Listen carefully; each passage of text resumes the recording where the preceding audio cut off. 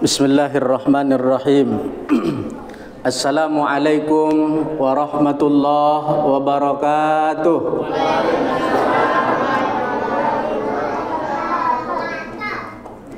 Alhamdulillah al-muwaffiqi lil ula hamdan yuwafi birrahul mutakamila.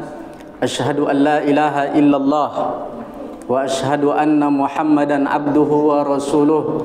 Allahumma salli wa sallim ala sayyidina Muhammadin wa ala alihi wa sahbihi ajma'in. Kembali kita mengucapkan puji syukur sama-sama Bapak Ibu. Alhamdulillahi rabbil alamin. Bersalawat kita kepada Rasulullah. Allahumma salli ala sayyidina Muhammad wa ala ali sayyidina Muhammad. Mudah-mudahan kita menjadi umat yang senantiasa konsisten dengan setiap ajarannya dan istiqamah dengan sunnah-sunnahnya. Amin ya rabbal. Bapak Ibu pengurus masjid, para alim ulama, cerdik pandai, nenek mama, semua yang berhadir di masjid yang mulia ini.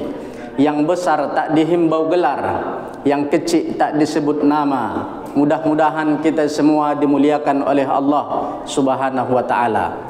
Judul tausiah kita Kaifiyat Ramadan. Kaifiyat Ramadan. Minimal dalam waktu 10 menit 5 kita bahas Bapak Ibu secara singkat. Yang pertama, kaifiyat itu tata cara. Apa kaifiyat di dalam Ramadan? Paling tidak ada 5. Yang pertama, niat. Di dalam satu kitab, nama kitabnya Kitab Al-Asbah wan Nazair. Kitab Asbah wan Nazair ini Bapak Ibu qawaidul fiqhiyah. Qawaid fikih.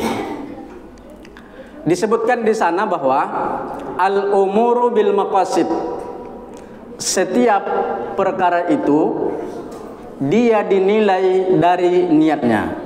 Contoh, saya hanya cuci muka, kemudian cuci tangan, saya basahkan kepala, saya usap telinga, saya cuci kaki. Sementara di samping saya, samping sebelah kanan, sama perbuatan kami Bapak Ibu. Tapi saya tak dihitung wudu, dia dihitung wudu, padahal kami sama. Saya dihitungnya hanya cuci muka saja, dia dihitung wudu. Apa bedanya Bapak Ibu? Niat. Dia berniat berwudu, sementara saya tidak. Ada orang yang tak makan-makan, tapi niatnya diet. Dihitung tidak sebagai puasa? Tidak, tapi dihitung sebagai diet. Padahal sama-sama tak makan. Orang yang puasa dari terbit fajar dia tak makan, orang yang diet pun sama, tapi di sisi Allah berbeda niat.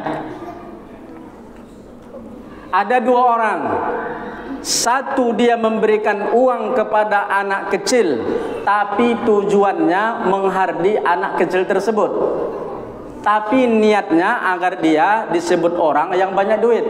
Satu lagi niatnya bersedekah, sama memberikan uang, sama ukuran mata uangnya, sama-sama 5.000 dia kasih, tapi di sisi Allah keduanya berbeda. Satu dihitung dengan sedekah, satu dihitung dengan riya. Kenapa? Agar ditengok orang dia pemurah. Oh, banyak ngasih duit kepada anak yatim ternyata. Riya. Tapi yang satu niatnya karena Allah, dia pun berniat untuk sedekah. Sama perbuatannya, sama kita lihat, tapi bisa berbeda di hadapan Allah Subhanahu wa taala. Oleh karena itu Bapak Ibu, hadis yang pertama di dalam kitab Al-Arba'in An-Nawawiyah yang ditulis oleh Imam An-Nawawi. Apa kata beliau? Hadis Nabi SAW, hadis tentang hijrah. Innamal a'malu bin niat. Sesungguhnya amal itu hanya dipandang Allah dari niatnya. Faman kana hijratuhu lidunya au imra'atin yankihuha fahijratuhu ila dunya au imra'atin yankihuha. Ternyata orang yang hijrah dengan Nabi sama berangkat dari Makkah ke Madinah, sama bebannya, sama kilometernya, sama capeknya, tapi ada orang yang hijrah untuk dunia dan untuk menikah dengan wanita-wanita yang ada di Madinah, maka hanya itu yang dia dapatkan. Tapi ketika hijrahnya karena Allah, dia dapat niat karena Allah, hijrahnya dihitung di hadapan Allah, lalu dia dapat pun semuanya. Maka begitulah puasa. Tebalkan niat Bapak Ibu yang dimuliakan oleh Allah. Kita berniat karena Allah. Nawaitu, sengaja aku sauma, puasa godin. Apa arti godin Bapak Ibu? Besok hari. Li'adai fardi, untuk menunaikan fardu Ramadan lillahi ta'ala, lillahi ta'ala, karena Allah ta'ala. Mau kita kurus tapi itu bukan tujuan, mau tak kurus-kurus itu bukan tujuan. Sebab setelah puasa Bapak Ibu, sebelum Ramadan timbangannya 60, setelah Ramadan betul-betul lebaran, melebar badannya ke kiri dan ke kanan. Yang dulu 60 jadi 89, 29 dia bertambah, karena puasanya bukan lillah, tapi puasanya adalah balas dendam. Ada kayak gitu Bapak Ibu. Allahu Akbar, Allahu Akbar, diambilnya air setengah galon, gok, setengah galon loh. Nampak salah lauk, masuk. Oh itu cepat masuknya, langsung gol. Oper kanan, oper kiri, gol. Nampak semangka, masuk.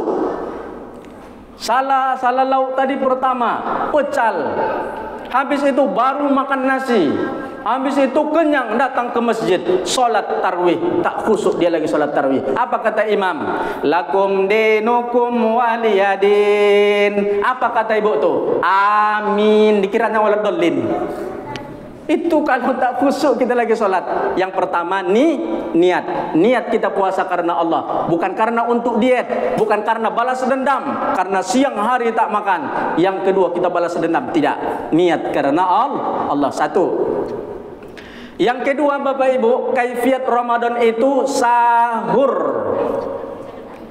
Kata Nabi sallallahu alaihi wasallam, hendaklah kalian sahur, bersahurlah, fa inna fis sahuri barakatun, karena di dalam sahur itu ada keberkahan. Bapak Ibu, semalas-malas kita bangun, ambillah nasi agak 3 butir, bikin ke kamar tuh.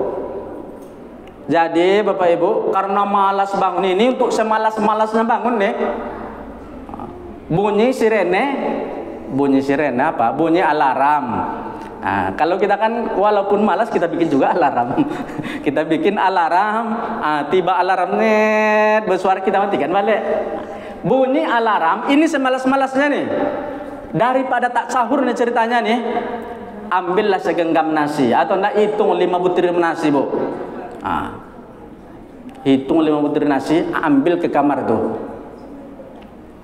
Begitu nanti jam 4:30 waktunya sahur, saking malasnya nih, tak usah buka mata, langsung ambil 5 nasi itu, hop, minum. Dah dihitung sahur. Walaupun seteguk air itu dihitung sahur, tapi bukan itu yang mendapatkan barokah Bapak Ibu. Bukan itu yang mendapatkan barokah, tapi sahur yang mendapatkan barokah itu. Kita bangunkan semua keluarga kita, anak-anak kita, yuk sahur bersama. Ini mumpung 1 kali dalam setahun. Mana pernah kita Bapak Ibu makan 4:30 satu keluarga dalam setahun? Tak pernah. Tak pernah Bapak Ibu. Tapi ini keberkahan di bulan Ramadan. Habis makan sahur, jangan lolok lagi Bu. Pak, jangan lolok. Bacalah Al-Quran agak 50 ayat nunggu azan. Itu makanya tuh gunanya ada sahur, ada batas sahur dengan azan subuh, agar bisa kita membaca Al-Quran agak 50 ayat. Sahur. 2. Yang terakhir, nampaknya ini sudah 9 mau 10 menit. Kita nih belum berbuka nih Bapak Ibu. Jam 5 lewat 15 belum berbuka di sini nih. Saya begitu masuk ke masjid, inilah salah satu masjid kalau boleh di Panam nih yang memiliki kulkas, Bu. Memiliki kulkas. Kalau dia memiliki kulkas, harga baterai jam tidak sampai 5.000 tuh. Itu maksudnya di Bapak Ibu. Nanti ditaruh di sana Ustaz. Mana Ustaz kita? Garimnya taruh nanti di sana jam.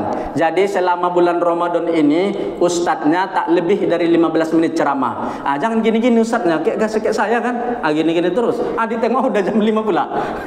Inilah ceramah terpanjang saya di atas dunia, Bu. Masuk ceramahnya habis Isya, berhentinya jam 5. Tidak apa-apa Bapak Ibu ya, tidak apa-apa. Baik, terakhir. Apa tadi? Belum terakhir. Terakhir yang ketiga, tak bisa kita bahas 5. Terakhir yang kita, pertama tadi niat, yang kedua sahur, yang terakhir berbuka. Ustaz, bagaimana cara berbuka? Kata Nabi SAW, hadisnya sahih, riwayat Imam Muslim, berbuka dengan yang manis-manis. Apa itu? Kalau ikut sunnah Nabi, kurma. Bapak Ibu, saya menghimbau, belilah kurma di bulan Ramadan ini. Di pinggir jalan, kalau tak mau banyak-banyak, pinggir jalan tuh banyak. Tidak usah yang mahal-mahal, yang penting kita dapat sunnah. Kita makan kurma itu dulu Bapak Ibu, walaupun setengah jadilah, dapat sunnah kita.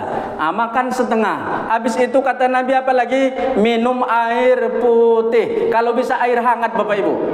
Coba kita pikirkan, lambung kita itu tak makan seharian gini dia Bu. Apa namanya nih? Kisut. Kisui. Bahasa Jermannya kisui. Takut Ibu tak mengerti nih. Kisui dia Bu.